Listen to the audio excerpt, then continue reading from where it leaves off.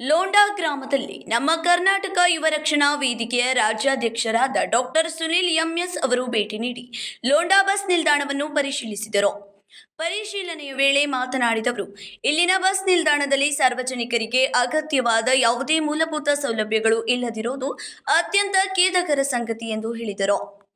Bus ನಿಲ್ದಾಣದಲ್ಲಿ ಸರಿಯಾಗಿ ರಸ್ತೆ ವ್ಯವಸ್ಥೆ ಇಲ್ಲ, ವಿದ್ಯುತ್ ವ್ಯವಸ್ಥೆ ಸಂಪೂರ್ಣವಾಗಿ ಕೊರತೆಯಾಗಿದೆ ಹಾಗೂ ಕಂಟ್ರೋಲ್ ವ್ಯವಸ್ಥೆ ಕಳೆದ 4 ವರ್ಷಗಳಿಂದ ಇಲ್ಲ ಎಂದು ಅವರು ಆರೋಪಿಸಿದರು. ಇದಲ್ಲದೆ ಕುಡಿಯುವ ನೀರಿನ ವ್ಯವಸ್ಥೆ ಇಲ್ಲ, ಶೌಚಾಲಯದ ವ್ಯವಸ್ಥೆ ಇಲ್ಲ ಮತ್ತು ಶಾಲಾ ಮಕ್ಕಳಿಗೆ ಸರಿಯಾಗಿ ಬಸ್ ವ್ಯವಸ್ಥೆ ಇಲ್ಲದಿರುವುದು ವಿದ್ಯಾರ್ಥಿಗಳು, ಹಿರಿಯ ನಾಗರಿಕರು ಹಾಗೂ ಮಹಿಳೆಯರಿಗೆ ತೀವ್ರ ತೊಂದರೆಯಾಗುತ್ತಿದೆ ಎಂದು ತಿಳಿಸಿದರು. ಈ ಎಲ್ಲ ಸಮಸ್ಯೆಗಳ ಕುರಿತು ಸಂಬಂಧಪಟ್ಟ ಸಾರಿಗೆ ಅಧಿಕಾರಿಗಳು ತಕ್ಷಣವೇ ಕ್ರಮ ಕೈಗೊಳ್ಳಬೇಕು ಎಂದು ಡಾಕ್ಟರ್ ಸುನಿಲ್ ಎಂಎಸ್ ಅವರು ಆಗ್ರಹಿಸಿದರು. ಮುಂದಿನ ದಿನಗಳಲ್ಲಿ ಈ ಸಮಸ್ಯೆಗಳಿಗೆ ಪರಿಹಾರ ಒದಗಿಸದಿದ್ದಲ್ಲಿ ಕರ್ನಾಟಕ ಯುವ ರಕ್ಷಣಾ ವೇದಿಕೆ ವತಿಯಿಂದ ದೊಡ್ಡ ಮಟ್ಟದ ಉಗ್ರ ಹೋರಾಟ ಮತ್ತು ಪ್ರತಿಭಟನೆ ನಡೆಸಲಾಗುವುದೆಂದು ಅವರು ಸ್ಪಷ್ಟ ಎಚ್ಚರಿಕೆ ನೀಡಿದರು.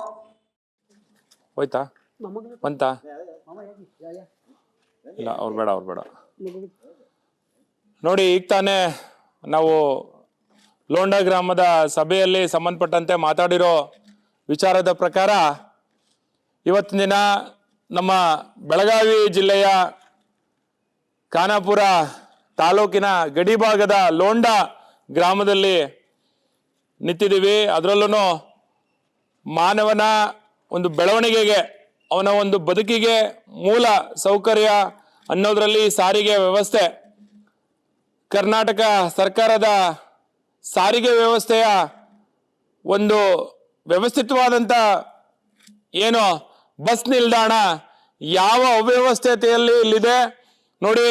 ಇದು ಬಸ್ಗಳು ಓಡಾಡ್ತಕ್ಕಂಥ ಸಾರಿಗೆಯ ಒಂದು ರಸ್ತೆ ಅಂತೆ ಇದು ನೋಡಿ. ಅದು ಆ ಮೂಲೆಯಲ್ಲಿರ್ತಕ್ಕಂಥದ್ದು ಶೌಚಾಲಯವಂತೆ.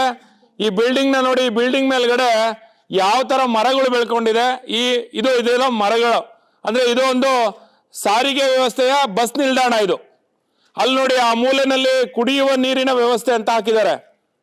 ಅದು ಕುಡಿಯುವ ನೀರ, ಅದು ಅಲ್ಲಿ ಯಾರು ಮೂಗಕ್ಕೆ ಕೂಡ ಆಗ್ತಾ ಇಲ್ಲ ಅಂತದ್ರಲ್ಲಿ ನೋಡಿ. ಇದು ರಸ್ತೆ ನೋಡಿ, ಈ ರಸ್ತೆಗೆ ಸಂಬಂಧಪಟ್ಟಿರ್ತಕ್ಕಂಥ ವಿಚಾರ. ಮತ್ತೆ ಇಲ್ಲಿ ಏನಿದು ಬಸ್ ಸ್ಟಾಪ್ ಅಂತ ನಾವು ನೋಡ್ತಾ ಇದ್ದೀವಿ. ನಾನೆಲ್ಲ ಕರ್ನಾಟಕದ ನಿಜವಾದ ಕನ್ನಡಿಗರೇ, ತಾವೆಲ್ಲರೂ ಒಂದು ಕಮೆಂಟ್ ಮುಖಾಂತರ ಈ ವಿಚಾರವನ್ನ ತಿಳಿಸ್ಬೇಕು. ಈಗ ಸಮಯ 6:30 ದಾಟಿದೆ. ಇಲ್ಲಿ ಒಂದು ಸರಿಯಾದಂತ ವಿದ್ಯುತ್ ವ್ಯವಸ್ಥೆ ಇಲ್ಲ, ಲೈಟ್ಗಳ ವ್ಯವಸ್ಥೆ ಇಲ್ಲ.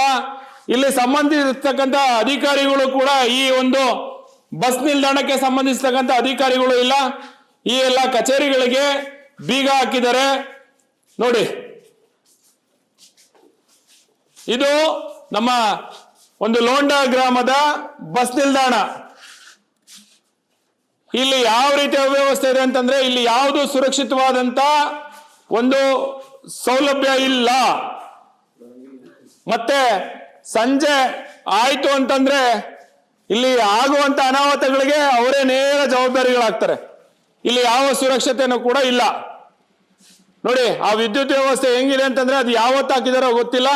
ಇದೊಂದು ನೋಡಿ, ಇದೊಂದು ಅವ್ಯವಸ್ಥಿತವಾದಂತ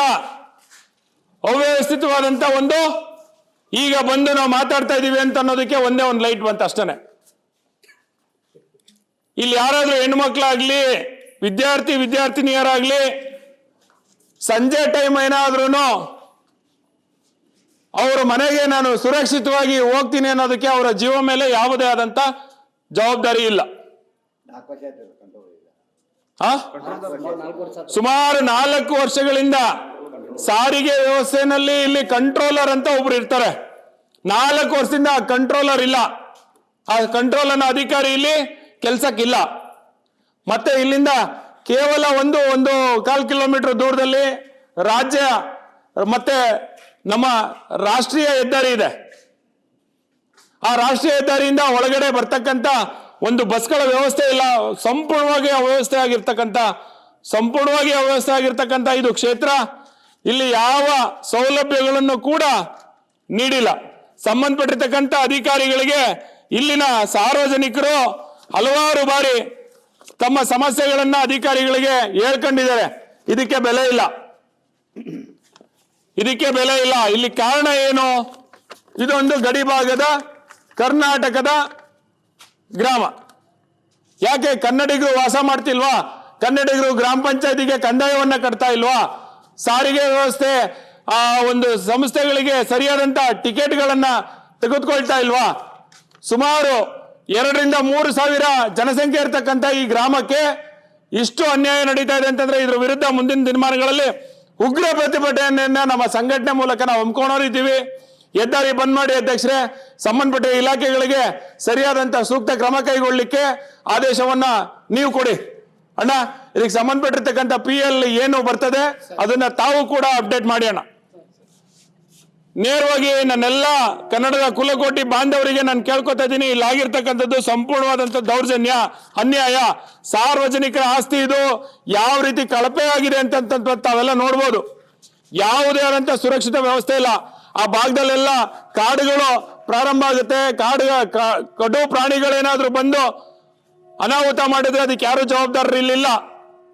ಹಾಗಾಗಿ ದಯಮಾಡಿ ಈ ಒಂದು ಸಮಸ್ಯೆಯನ್ನ ಸಂಬಂಧಪಟ್ಟಿರ್ತಕ್ಕಂಥ ಇಲಾಖೆಯವರು ಪರಿಗಣಿಸಲಿಲ್ಲ ಅಂತಂದ್ರೆ ತಮ್ಮ ಇಲಾಖೆಯ ಕಚೇರಿಗಳ ಮುಂದೆ ನಾವು ಉಗ್ರ ಪ್ರತಿಭಟನೆಯನ್ನ, ಅಹೋರಾತ್ರಿ ಸತ್ಯಾಗ್ರಹವನ್ನ ಮಾಡ್ಲಿಕ್ಕೆ ಮುಂದಾಗ್ತೇವೆ ಅಂತೇಳಿ ಇದನ್ನ ಎಚ್ಚರಿಕೆಯನ್ನ ಕೊಡ್ತಾ ಇದ್ದೀನಿ.